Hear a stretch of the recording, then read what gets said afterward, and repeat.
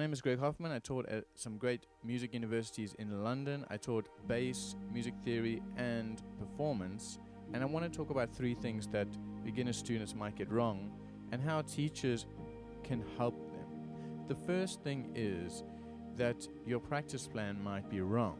So a lot of people, when they start to study an instrument, in this case bass, they get very detailed with how they practice. They say, I'm going to do 10 minutes of styles and 5 minutes of metronome and 6 minutes of techniques and 2 seconds of playing through chord changes.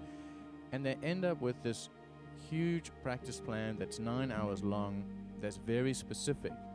And while in the short term this can work really well, in the long term you might end up hating music because you've turned it into an office job. You probably got into music because you love music and being creative, but what you've done is you've turned it into this kind of very regimented routine where you're sitting at a desk. And oftentimes that is where music goes to die. So now you need to think long term, because a lot of students I taught, when they finished a whole degree, it took them a long time to learn to love music again. So you need to protect the music you love and spend part of your time with the bass, just chilling out on the bed, on the couch, playing songs you love and messing around, because you don't want to lose that ever. Another mistake people make is they forget the role of the bass. They get all into triads, arpeggios, soloing through chord changes, and now all of a sudden they're into weather report and jazz fusion. You forget that 95% of bass playing is playing a cell, a loop in the pocket with great timing and tone. So your practice should reflect that. You need to think, yes, I want to learn all this new stuff. That's why I've started studying bass. But I also can't forget that most of the time as a bass player, I need to play nice grooves in the pocket. So don't stop working on playing to drum grooves, learning your favorite bass lines and looping them. I love to put the metronome on 2 and 4 or on the snare and loop the same bass line for like 10 minutes and just get in the zone with that.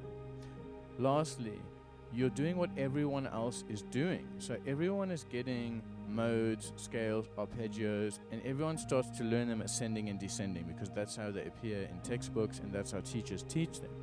But you need to create your own exercises, melodies, motifs, and bass lines with those. Because if everyone else is just treating it as ascending and descending exercises, everyone just starts to sound the same.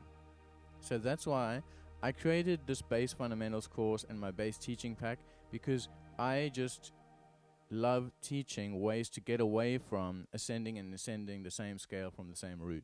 That's the big thing I'm into.